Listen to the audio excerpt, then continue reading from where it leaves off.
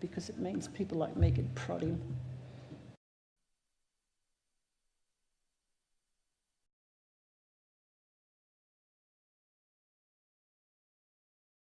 '72 and '74, and I told Mrs. Ray Cohen that I have the most beautiful picture of her holding my beloved daughter, who's now 44 in April. Don't the years go. He was a good man. Warts and all, and don't we have them? He did his best. And I think when he looks back behind him and sees his footprints, I know that he will be proud of.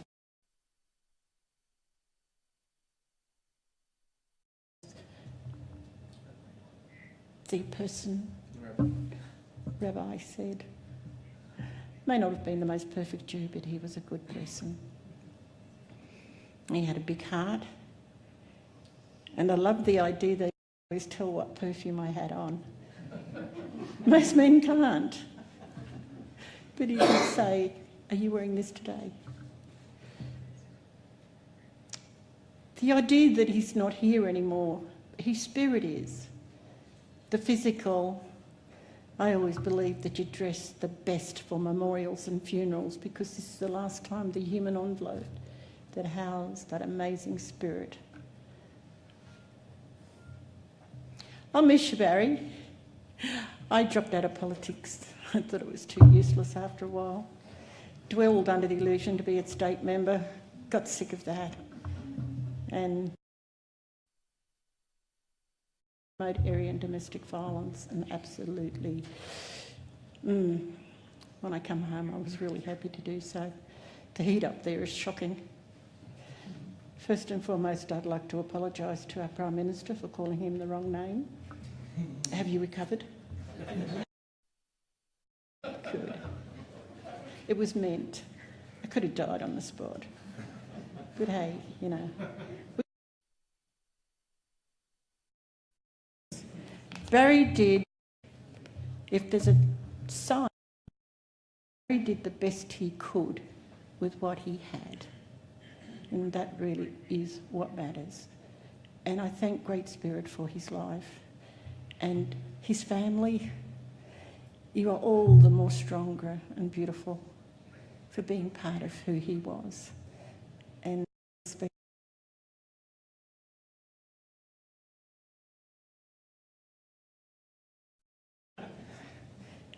that I remember as you're saying about Thompson, the actor, how beautiful he was. I met him and he was. So I wish you all the very, very best in the coming generations that will be his legacy. Thank you all. Yumalandi, welcome. Yumalandi, welcome. Yumalandi, welcome, and thank you.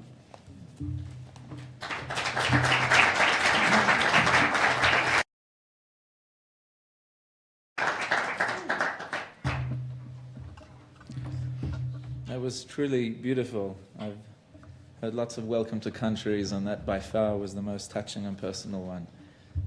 Thank you, Auntie Jeanette. I'd now like to ask everyone to please rise for the singing of the Australian National Anthem.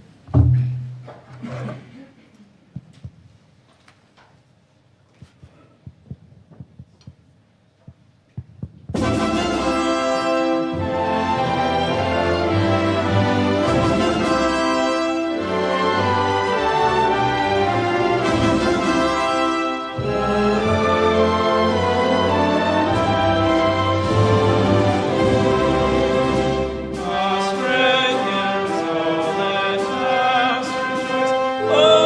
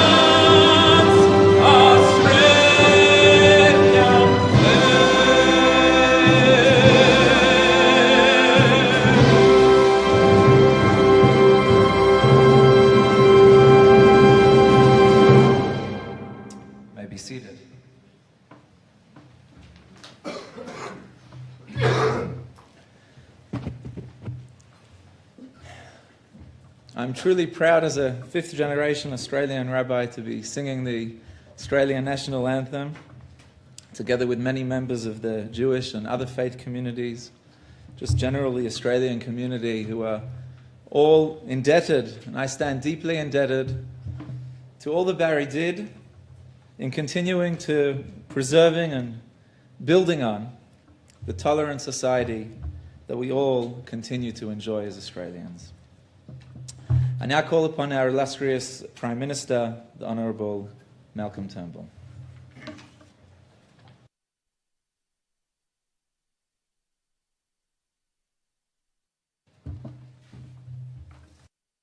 Barry Cohen was a born performer, made for show business. He loved a stage, and for 21 glorious years, our Parliament was the venue. It was here in Canberra, always perfectly well dressed, a natural dandy, well-cut suits, always looking the very best. He courted laughter in all its forms. He did so with an artful and seemingly endless deployment of anecdotes, which he sharpened and improved over time with his inimitable wit.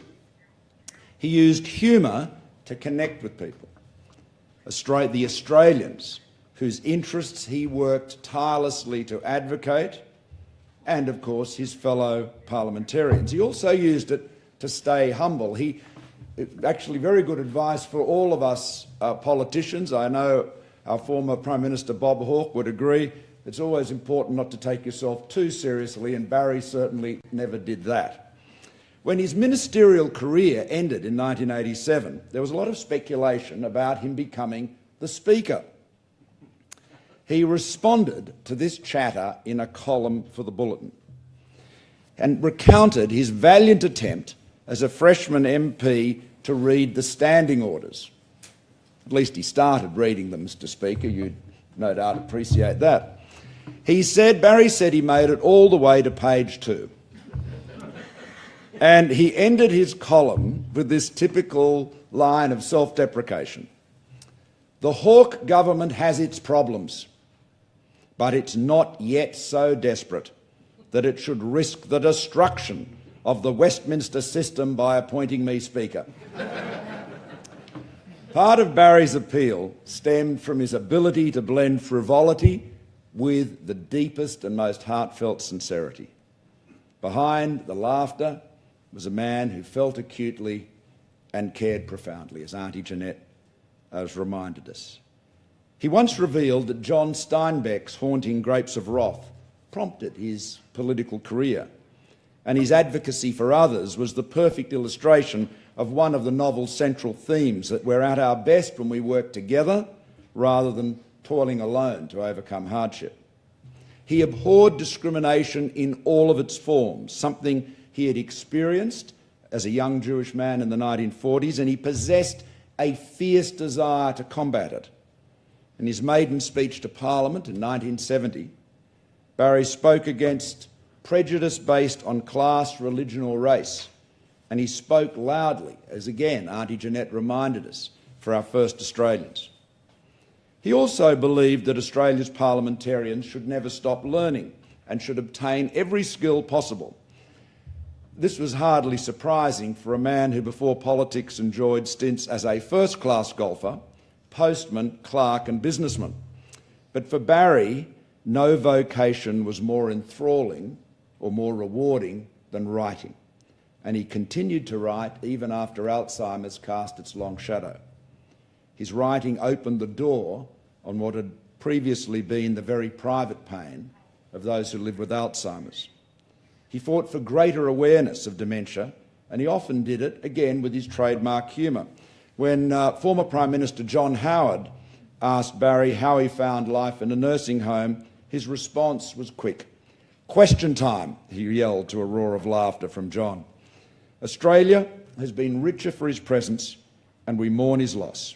To his beloved wife Ray and his family, I offer the nation's deep and sincere thanks and appreciation for a life of public service well served. Thank you.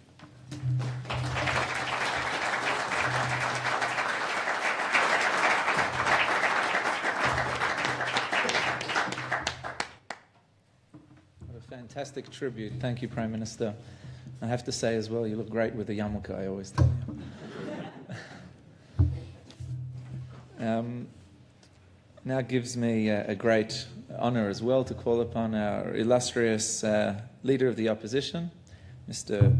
the Honourable Bill Shorten.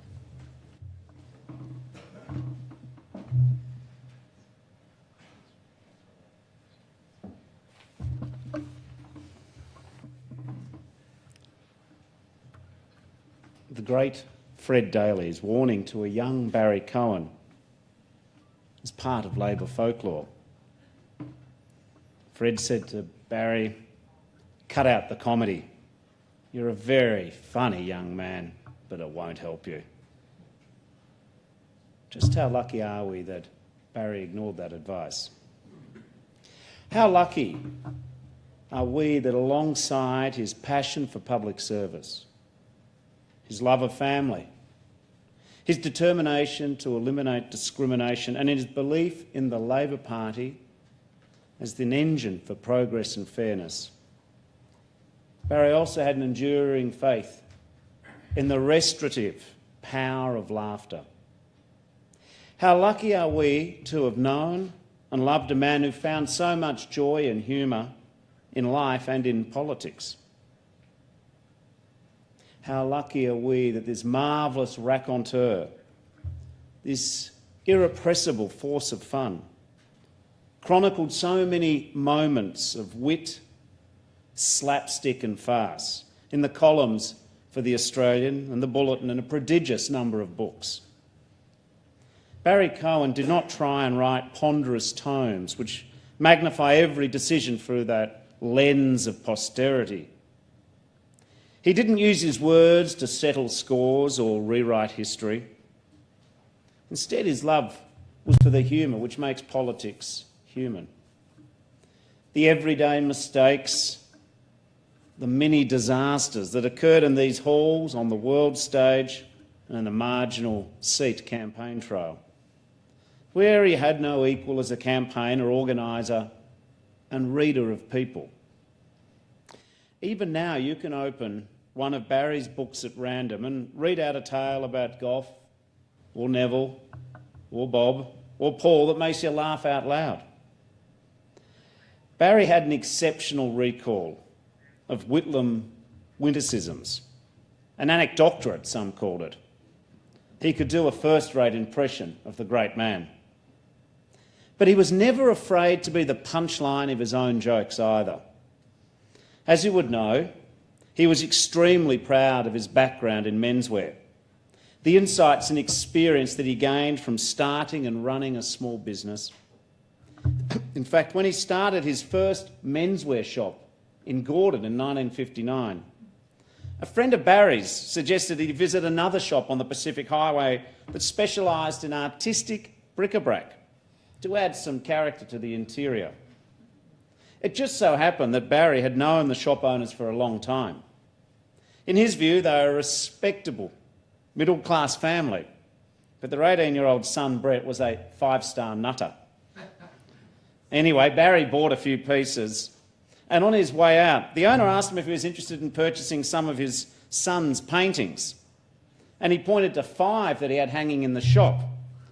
15 quid each, or all 5 for £60.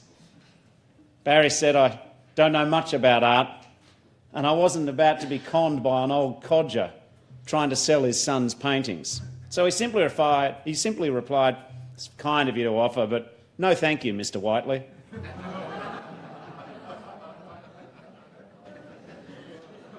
No wonder Bob appointed him Minister for the Arts. It was in that role that Barry often hosted advanced screenings of Australian films for MPs, the senators, the senior public servants, to promote our Australian film industry. One night after a screening, he got into the car and his driver said, "The Prime Minister needs to see you immediately." As Barry put it, there are those moments in a minister's life when his past flashes before him and you try and remember the mistakes you've made or the ones you don't think they know. So Barry rang through King's Hall, down the corridor into the lobby of the Prime Minister's office, where the secretary on duty told him that Mr Hawke's been trying to get in touch with him for more than 3 hours. This did nothing to settle Barry's nerves, but he summoned up the courage and knocked on the door, and in his own words, after what seemed an interminable wait, Bob came to the door with a deep frown on his face. He looked at me intently for a minute or so, then said, "Now, who have you got organised for golf in the morning?" In all seriousness, we honour and remember a remarkable man with an extraordinary legacy. He safeguarded some of Australia's most precious national treasures for future generations, from Uluru to Kakadu to the Great Barrier Reef. He championed the security of Israel and stronger ties of friendship between our two nations. And even when Barry's time in public life had ended, even when he became more than one of 400,000 Australians living with dementia, he did not go gentle into that good night. It's in fact when I came to know him best, not from his remarkable 6 columns in The Australian extolling my virtues, a feat never to be repeated, but as an irrepressible and irresistible advocate for a better deal for older Australians. I think we all know all that charisma, all that humour, all that passion, all of that undoubted love for his family, for whom he was very proud and would talk to me at length about. That lifetime of campaigning experience channelled into a cause that is all too often overlooked. We don't have a cure for dementia yet, and we have a long way to go before I think we are doing aged care in this country worthy of the generation who's raised us, taught us and helped build a modern Australia. But when we find the cure, when every older Australian and their family can enjoy a life of greater dignity and security, Barry Cohen will be due a measure of great credit. On behalf of the Labor family, Ray, and your family, I say thank you. Thank you for lending Barry to our cause and to the nation. We're all the better for his contribution to our country. May he rest in peace.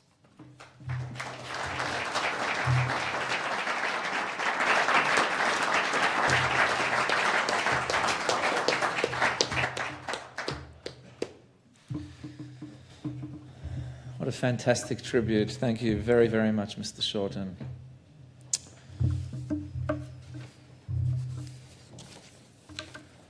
This next part of the service requires a bit of an introduction. Ladies and gentlemen, King Solomon wrote in Ecclesiastes, Yom Tov Hamaves Miyom Hivoldo. Better the day of death than the day of birth. The question here is obvious. When a child is born, its family rejoices. When someone dies, generally people cry. How then does the wisest of all kings, of all men, King Solomon, suggest that better the day of death than the day of birth? Well, going back to Barry, in our last conversation, he told me how much he loved this sport. Now, he dabbled in a couple of different sports in his younger years, some of them quite successfully. I'll give you an example from the cricket season. In the cricket, when the openers come out to bat, there is relatively little cheering from the crowd. As the batsman reaches the various milestones, it is then that the true celebrations begin. A half-century gets you an applause, a century, standing ovation, and any further milestones are welcomed with yet greater enthusiasm. And so it is with life, my friends. When a person is born, the joy is one of speculation, really. We don't yet know what will become of the newborn. But when the person passes away, we are then able to take stock and recognize their accomplishments, their innings, this then becomes the true celebration of one's life. The happy song we're about to sing was requested by a special request by Barry's dear wife, Ray, because she knows that Barry would have wanted us to celebrate his life as opposed to just mourning his death. This song is a very joyous, popular Jewish folk song. It's not going to be that easy, but it's a song to celebrate Barry's captain's knock, his superb innings. It also serves as a call to action for the living, to take a leaf out of Barry's book of life, to live our lives to the fullest, and to ensure that when our respective times come, when our innings are over, our lives are also worth celebrating, as Barry's is today. The meaning of this song, it's in Hebrew. The words are, "Come, let us be glad and rejoice. Arise, brethren, with a joyous heart. Arise, brethren, with a joyous heart." And I think this is such a fitting song that you chose, because we can really celebrate Barry's life with this song. Please sing along if you know it, and if you don't know it, feel free to clap along or celebrate in any other way. The song can be found with the Hebrew words in the program book.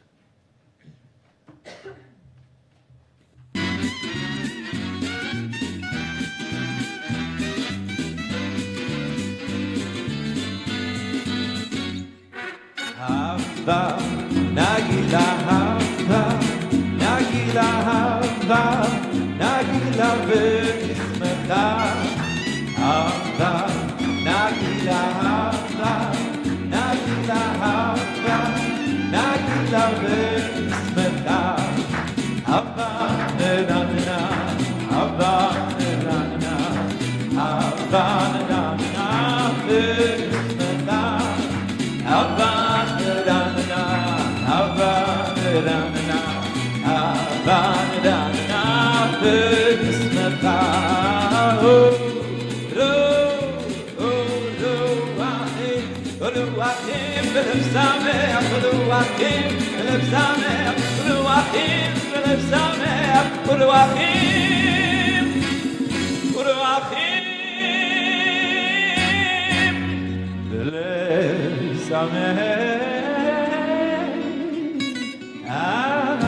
one more time.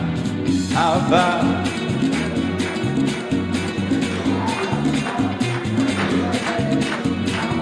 Hava, Nagila, Hava, Nagila, Hava, Nagila, V'Ismecha.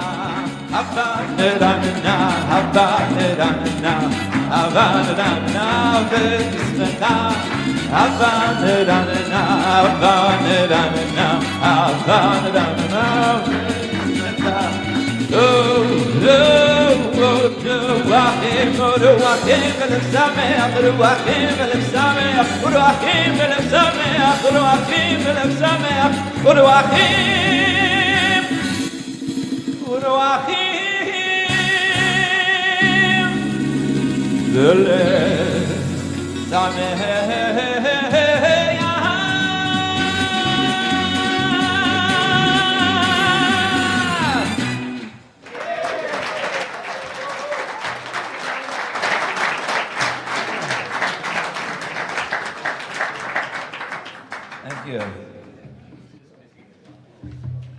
I got to say, that's the first time I've sung a joyous song at a memorial service.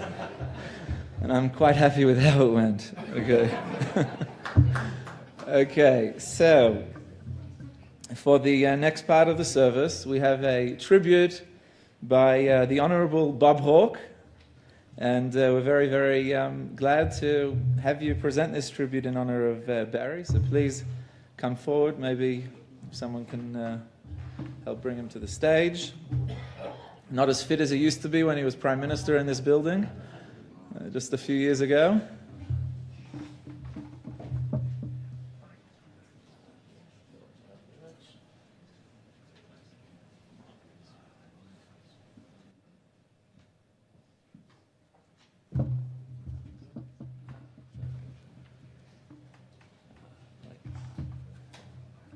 Ray, the Cohen boys, my dear friends, one and all, I'm pleased beyond measure to be able to have this opportunity to be present today as we gather to remember and pay tribute to the Honourable Barry Cohen. And may I say, I endorse the words so brilliantly put by both our Prime Minister and our Leader of the Opposition. I didn't know Barry all that well until I went into Parliament in October 1980. But naturally we ran into one another at ALP conferences prior to then. As the member for Robertson, since 1969, he was already a well-established and respected member of the Labor caucus. When the Australian Labor Party won government in 1983, I was extremely fortunate that the parliamentary party elected a highly talented ministry, which, while in opposition, had set the framework for much of what was to follow in the early years of my government. Barry had served on House committees covering road safety, foreign affairs, environment, conservation, as well as being a member of parliamentary delegations to all corners of the globe. Excuse me. Within the party itself, he had been the shadow minister for the environment, sport, recreation, tourism and home affairs for a period of time. The Ministry of Home Affairs and the Environment included some of Barry's personal interests, the environment and the arts. So he was a natural fit for that portfolio. On the very first parliamentary sitting day of my government, following the Governor-General's opening speech, Barry introduced the World Heritage Property Conservation Bill 1983, directly relating to the protection of the southwest Tasmanian World Heritage Area, strengthening our commitment to stopping the construction of the Gordon Below Franklin Dam in Tasmania. Barry had visited this beautiful, majestic area and knew precisely what was at stake, not from being told by bureaucrats, but from his own committed personal observation. And he also put the case that Tasmania's unique wilderness areas would one day be at the forefront of economic growth in that state and prosperity for Tasmania. And 35 years later, my friend, the figures vindicate completely Barry's pursuance on behalf of the government of what we all knew to be right. But the southwest of Tasmania was not the only enduring legacy of his 4 years as Minister for the Environment. He oversaw the protection of the Great Barrier Reef, Uluru, and he ensured extended areas of the Kakadu National Park received World Heritage listing. As Minister, championing vulnerable areas of outstanding beauty led to Australia becoming a world leader in implementing the World Heritage Convention. As Minister for the Arts, Barry was responsible for the establishment of the National Film and Sound Archives and Questacon. His portfolio responsibilities were wide-ranging, including the National Library, National War Memorial, National Archives, even shipwrecks, as well as the Australia Council, for which he achieved substantially increased funding. His pervasiveness had me appointing Gough Whitlam as chairman of the National Art Gallery. We should always remember too that his business acumen was also a great asset in the administration of his portfolios.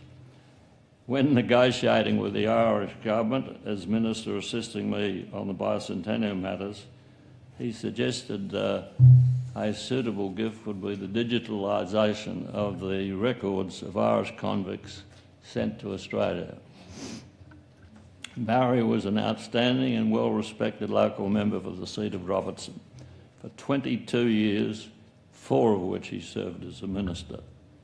Having won 8 successive elections, he was generous in sharing his time campaigning and in assisting other members in their electorates. He continued his involvement with the party, of course, well after his retirement. Throughout his parliamentary career, although taking the job seriously, he never took himself seriously, as we all know and remember him so lovingly. He was funny, he was witty, he was quick with the repartee. I recall one day he brought to my office a friend of his, the British actor Paul Eddington of Yes Minister, Yes Prime Minister fame. And naturally there was much hilarity with competing proprietorial claims on the chair. However, I can assure you what wasn't hilarious was his taking my money consistently on the golf course. I should have known better than to take on a challenge with someone who once dreamed of being a professional golfer. And if you look at the picture on the back of our program, you can see the stance is that of a professional. Following Barry's parliamentary career, he and his wife Ray established a wildlife sanctuary on the mid-north coast of New South Wales. As an author, his keen, perceptive observation of people stood him in good stead, enabling him to produce many books about his and others' experience as a parliamentarian. Gough, it seemed, was a bottomless resource. My friends, Barry's commitment to our nation will be forever on the parliamentary record, and he will be remembered through a number of important and vital policies for which he had ministerial responsibilities. The Australian Labor Party thanks him for his service, and Ray and boys, your family has very much to be proud of in the marvellous contribution that Barry made to the Australian nation. Thank you very much. Our thoughts are with you.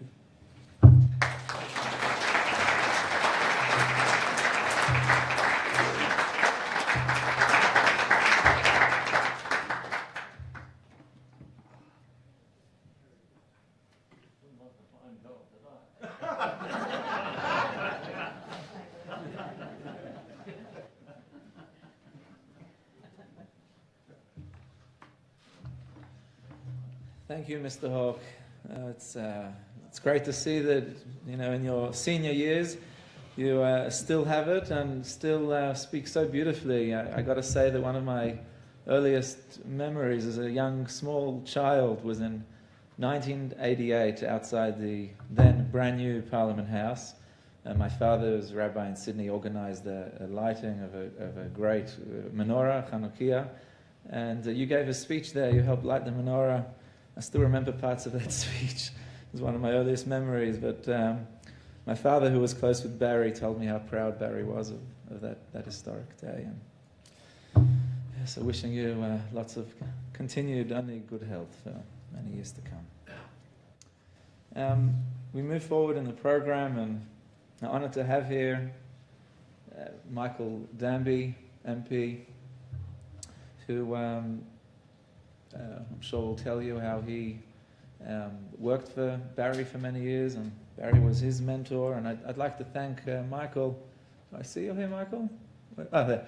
I'd like to thank Michael for introducing me to Barry a few years ago, And some of the lessons I learned from Barry late in life, even as he wasn't 100% healthy, are lessons that will stay with me forever. And it's some of these lessons I speak about quite often. So, Michael Danby, thank you for that, and thank you for all that you've done for Barry and organising and helping to organise all of this. Gives me an honour to call you to the stage.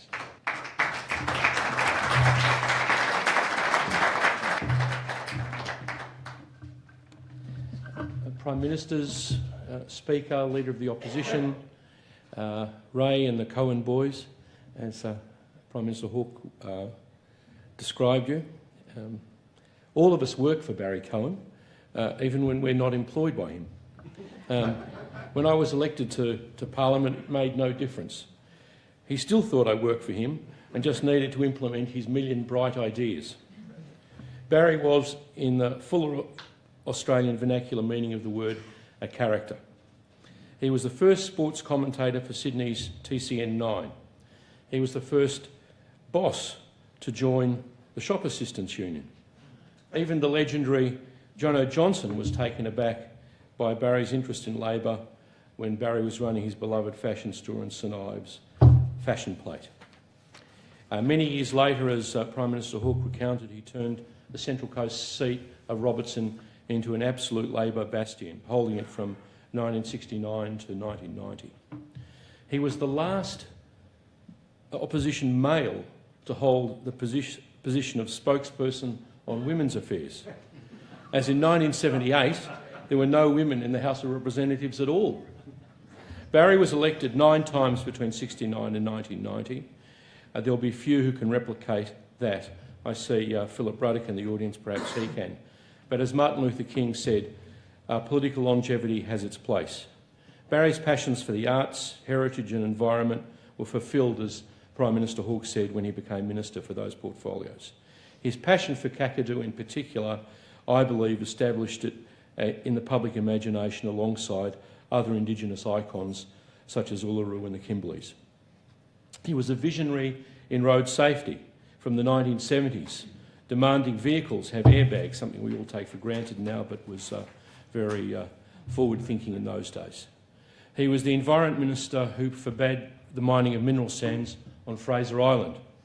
He was one of the Hawke government's spearheads in preserving the natural wonders of the Franklin in Tasmania. But successful life in business and in politics was not enough for him. He was the author of 9 books between 1987 and 2011 and an immense collection of newspaper and magazine columns, which I've spent the last week reading. Again, I might say, I read them mostly the first time. Some of his columns were excoriating about topics as varied as the wit and wisdom of the New South Wales right, the perils of nouvelle cuisine, the superannuation industry, where he argued that government should, quote, save seniors from racetrack touts posing as fund managers.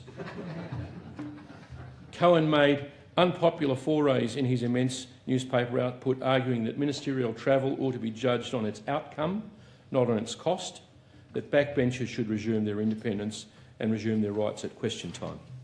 He was a devoted ally and admirer of Senator John Faulkner and his plans to clean up Labor. Barry's whiplash pen critiqued people on his own sides, from Peter Garrett to Graham Richardson, and most memorably, former Prime Minister Kevin Rudd. In the early 1990s, years before Rudd became a national figure, Cohen gave him a character evaluation that, reading it 20 years later, through all that happened in the intervening years, makes Barry sound like the Oracle of Bungendore. But big brave Barry didn't simply snipe from the safety of his newspaper columns. He was a fierce critic of the maladministration of the Interparliamentary Union and attended his last gathering of that august organisation, where he was subject to a 2-hour harangue from Fidel Castro. With incredible courage, next day he gave it back, both barrels, to the Cuban dictator, and he left Havana alive. Barry's gentlest side was shown in his passion for the Indigenous people of this country. This began with his super involvement prior to politics as the non-Indigenous assistant to the Aboriginal campaign for the successful 1967 referendum. And you can see that years later when you read his tribute to his mentor and Indigenous friend Faith Bandler on her death, probably one of the most memorable newspaper columns I've ever read. If all of that wasn't enough for Barry, he was the deputy chair of this old Parliament House and successfully participated in its transition to the Museum of Democracy that it is now. Cohen, throughout his parliamentary career and newspaper life, shared with me an immense pride in his Jewish origins and was a subtle and informed advocate of Israel. The weight of the Nazi genocide of millions, including large segments of his family, weighed very heavily on the shoulders of his memory. Ray and he did great justice to his murdered relatives, visiting Poland and writing a searing account of the fate of the Kozivoda family in an article that you can get from the National Archives, but was published in the Bulletin. It's probably easy to get it from my office. I do urge you to read it. Lastly, let me deal with the difficult topic of Barry's last years. His courage in dealing with his dementia, mentioned by all of our leaders, was matched only by Adam and Ray's devotion to his increasing physical fragility. He even turned his suffering into a good story. When I got word, Barry said, when word got out that I had joined the list of dementia sufferers, one of the first calls I got was from an old friend. Mr. Howard's calling, was the message from the nurse. I don't know a Mr. Howard, unless it's a former Prime Minister. That's the one, replied the nurse. Now, I'm proud that a few months before his death, his Praetorian Guard, his old ministerial staff, led by Dr. Sergio Sergi, Peter Conway, myself and Adam, made our last visit to bid him farewell, the nursing home in Goulburn. It was very difficult. I'm so glad we did it. He recognised all of us. He was obviously fading. It was very emotional. He cried. It was wonderful that we had a chance to say goodbye. Barry Cohen, big Australian, big character. His memory is a blessing.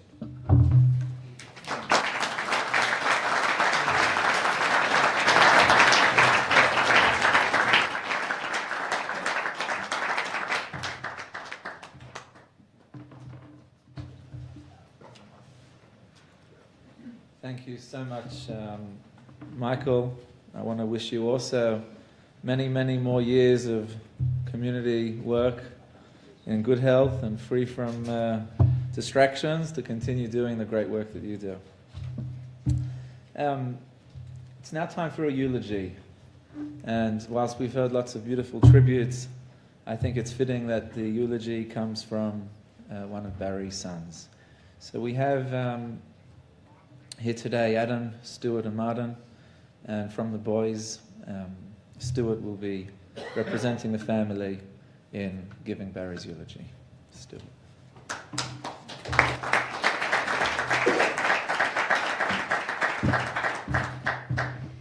My dad was a funny bastard.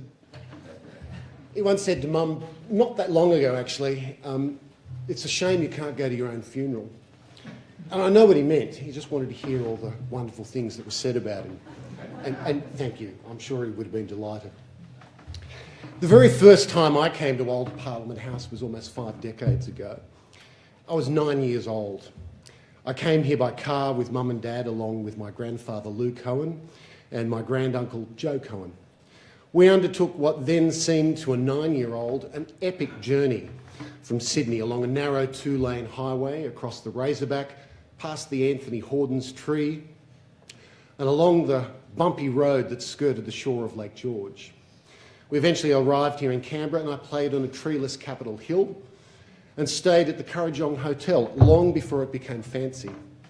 My room had a single light bulb hanging from the ceiling and an old enamel wash basin in the corner. I remember this. It was a different time.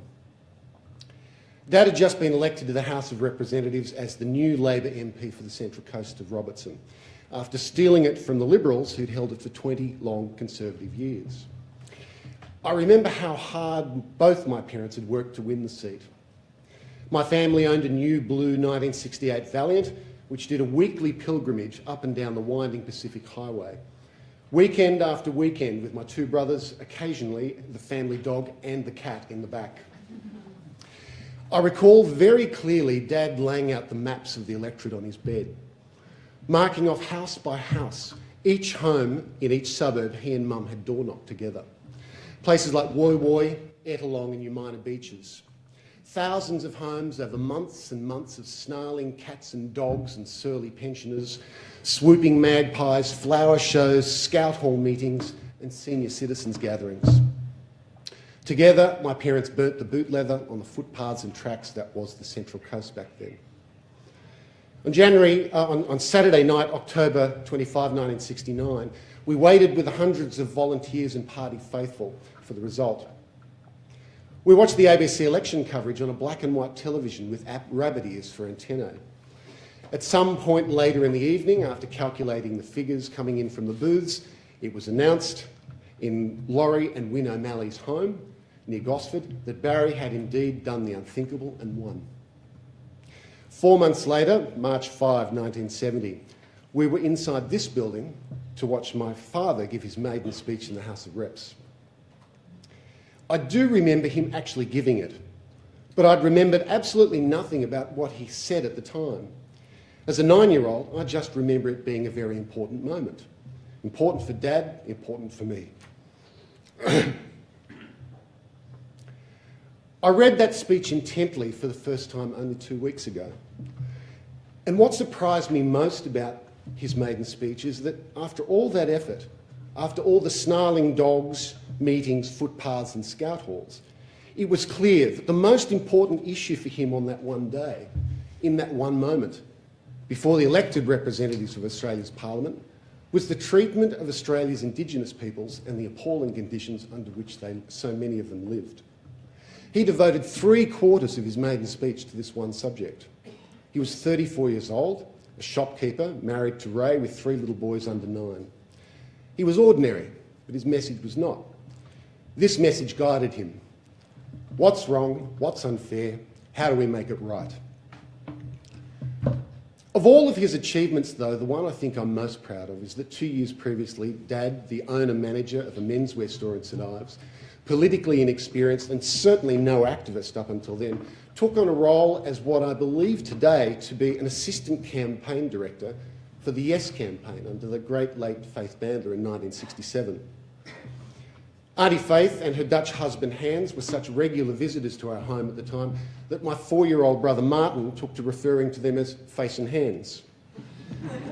There was no financial reward for him, his efforts were free, his heart was well placed, the rest is history. Of this I'm most proud. My father was a complex man in so many ways, full of contradictions, imperfect and magnanimously generous. Affectionate and sometimes tactless, unsaintly and irreligious, but a devout cultural Jew, deeply conscious and proud of his heritage. His grandfather Moshe, it is said, escaped to England from his Polish village in the bottom of a fruit cart to avoid becoming cannon fodder for the Cossacks during a time that was very bleak for Jews across Eastern Europe. Moshe saw the writing on the wall and made his way to Australia, and with my great-grandmother Zelda, established a family and a presence in the eastern suburbs of Sydney. Those family that remained were wiped out by the Nazis, a fact my father felt to his core. This was among some of the family history my father tried to explain at my daughter Elia's bat mitzvah some years ago. But he was so overcome with emotion, wiping tears from his eyes, he had to sit down. It was the only time I ever saw my father incapable of finishing a speech. Such was the power and influence of his Jewish heritage over his life and his future, and what underpinned his unwavering support for the State of Israel. My father was a big presence wherever he went, and he lived a big life across every one of his 82 years. He once said to me when I was a teenager, "I've never been bored." an astounding proposition for a teenager on the Central Coast around 1975. But he wasn't joking. His mind was constantly at work pondering social issues and problems and conjuring solutions. When he read in the papers about the little bloke getting a raw deal, he was instantly outraged and would sit at the breakfast table yelling about how unfair something was. And I said to him once, "Dad, why are you shouting at us?" He was momentarily puzzled by the question, then came, "Because I'm just passionate." And that he was. Barry Cohen, my dad, was a passionate man in just about everything and anything he pursued. Nothing by half measure, nothing left undone. He never took a step back. He was a front and centre guy, and you knew when he'd arrived. I recall very clearly a moment when I was about 12 years old, and the tumultuous 1972 It's Time campaign was just ahead. And we were all being propelled by the prospect of major political change. As we were driving through Gosford, he said to me, "I'd be very disappointed one day if you don't find a way to serve your community." This is who he was. This was one of the many values he passed on. Serving the community was a driving force in Dad's life. He did not enter politics just because he thought it a good career option. He wasn't a lawyer, a party hack or a union rep. He came from a time when more ordinary folk offered themselves for election to contribute. I believe completely he entered Parliament because he felt he had something good of himself to give to the country, and that's what he did, not just in Parliament. Can I have some water? Thank you, sorry.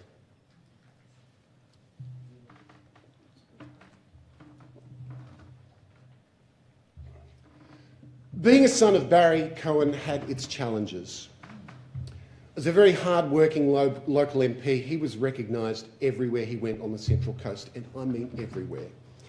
To a large degree, I and my two brothers, Martin and Adam, lost our anonymity the day he became an MP. Everyone everywhere seemed to know we were Barry's sons, a not altogether comfortable feeling for a teenage boy, I can tell you. There were many times in my life when I'd wished I'd had one of those ordinary dads as a father. Someone who took us fishing or kicked the footy around the backyard. That's not to say he didn't, but these moments were more the exception than the norm. But being a son of Barry's also opened us up to a world that to me now almost seems surreal when I look back at the memories and experiences I had with him. The famous Indigenous poet, Kath Walker, later known as Oodgaroo Noonuckle, lived with us for a time. Vincent Lingary's brother Walter also came to stay. Mary Travers of Peter, Paul and Mary fame stayed after Dad wrote to them for help in promoting the '67 referendum, which they did. I'd often answer the phone at home, and there were many occasions when I'd say, "Dad, it's for you, it's Goth." Or it would be Bill, Bob or Paul, or any number of Labor legends. I shook hands with the King and Queen of Spain, dined with Moshe Dayan in his backyard, lunched with the leader of the Zulus, Mangasutu Buthelezi.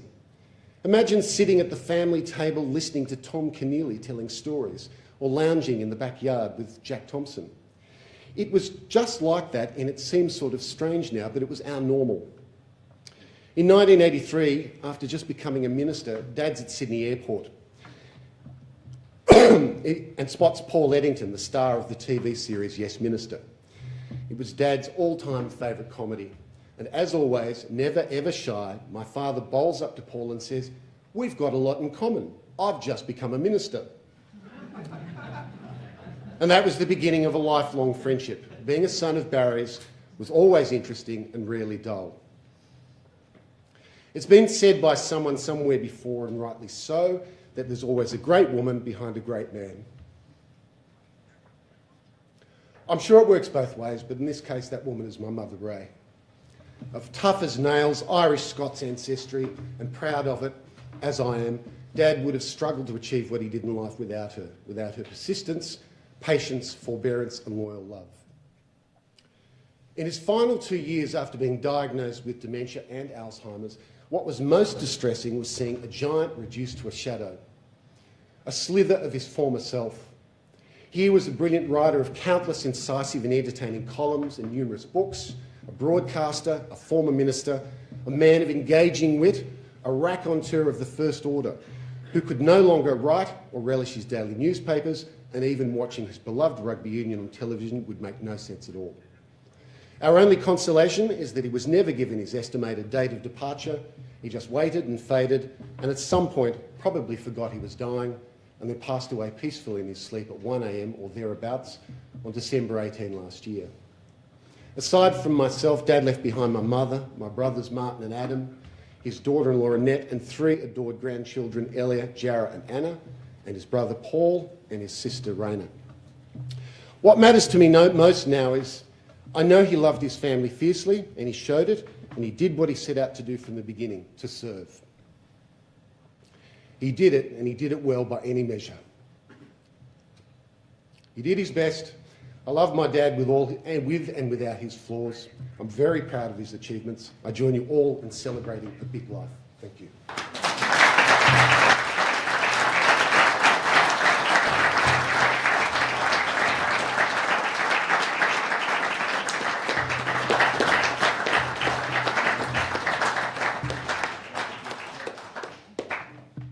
Thank you, Stuart. That was well done. And I want to wish you, your brothers, your mum and the children complete healing and only happy things from here on. May you not know of any more suffering. The final tribute will come from Dr. David Pross. And Dr. David is the director of the Guringai Tribal Link Aboriginal Corporation.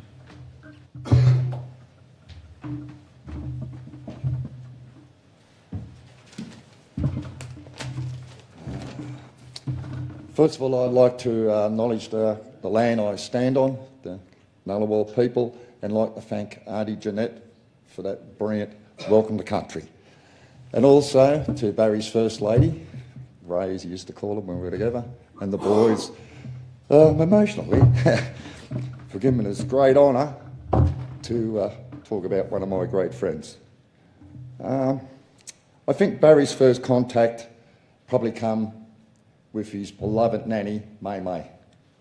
And we often spoke how May May talked a lot about, because May May was an Aboriginal woman, about Aboriginal issues. And I'd like to acknowledge that her beautiful daughter, Auntie Pam, is in the audience today. She made it. And yeah, it's just, that's where it all come from. He used to say, May May was so good, and I learned a lot of things. He was then, as everyone said, the 1967 referendum. And I think, and that sort of brought him into politics, he told me. In the 1970s, he was with, I've got to remember now, Labor Party's Aboriginal Affairs Committee. He was on there. And he was telling me one time when he was in Walgett with this committee, how a doctor and him were sitting on the river down there, probably having a drink now in Walgett, our mob up there, but they have them down there having a drink. And the doctor brought up about how our kids, after leaving the breast, how they go backwards. Malnourishment, not the right foods, not the right climate of living, sewerage, the whole lot. So by the time they hit school, they shouldn't be at school. They should be at kindergarten. And that really concerned Barry. And he fought and fought from then on for better rights for our people. And just those little things that I remember. Handing back to Villaroo. We're sitting there talking, he was talking about Paddy Villaroo. What a great time he had with Paddy. And I said, oh, Roger, his grandson, is our grandson's godfather. And he was, oh, wow, I'd love to meet him. So I think you remember, Roger, how many times you ended up coming up to the park. So I brought Roger up to the park, and him and Barry had a lot of conversation.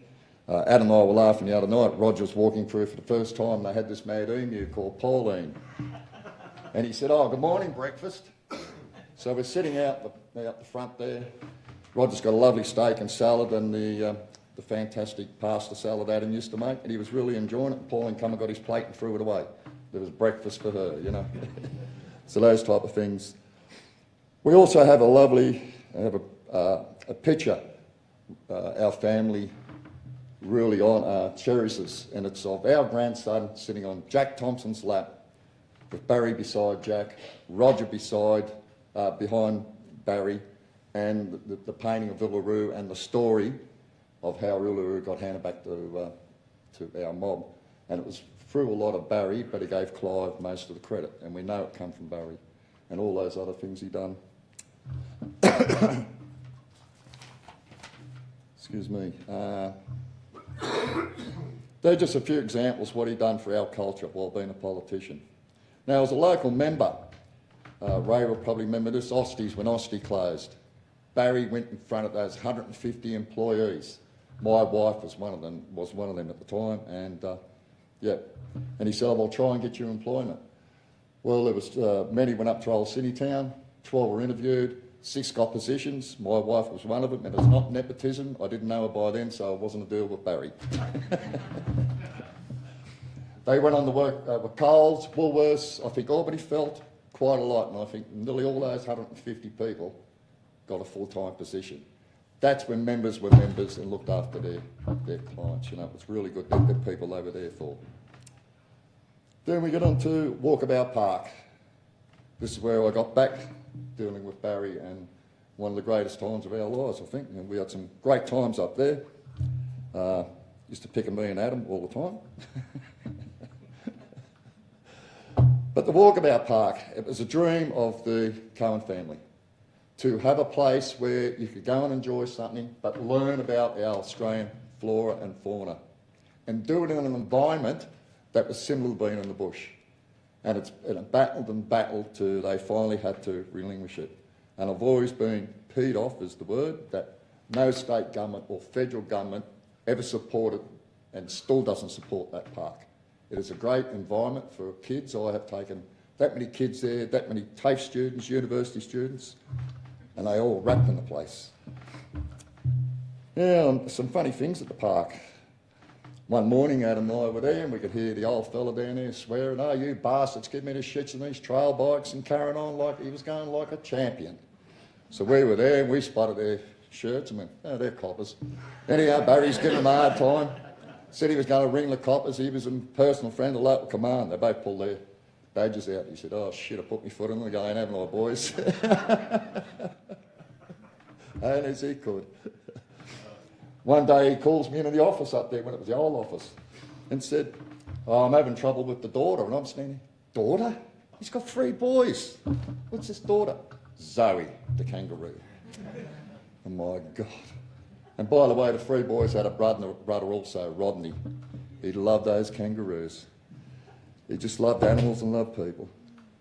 Another time, I think, Ray, if you remember coming over to my place when you were first up there, and he walks in having a coffee and went, "Jesus, you're a flash black, aren't you? Living in a 4-bedroom house? Look at this joint.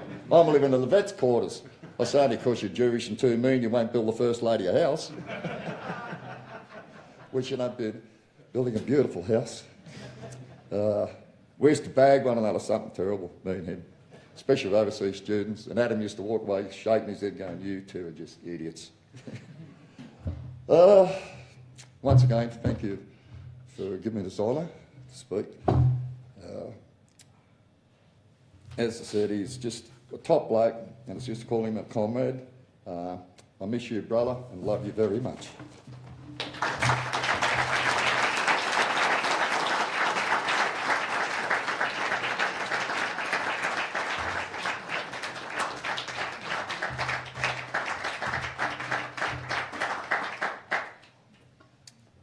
Thank you, Dr. Pross.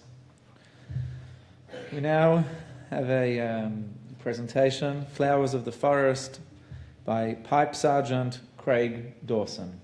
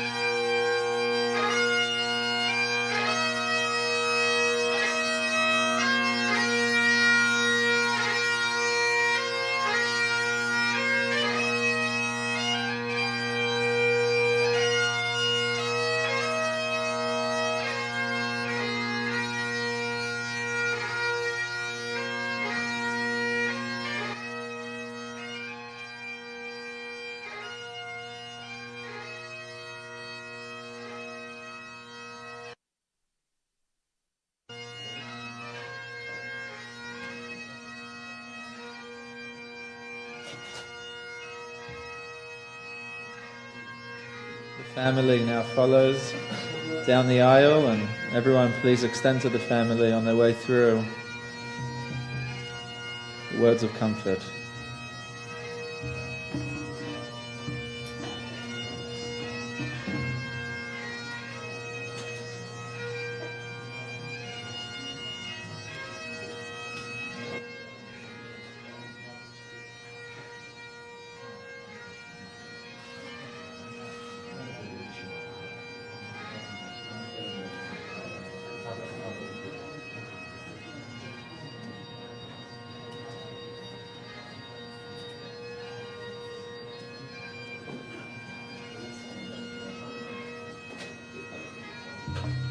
This presentation concludes the formalities of the memorial service. Thank you.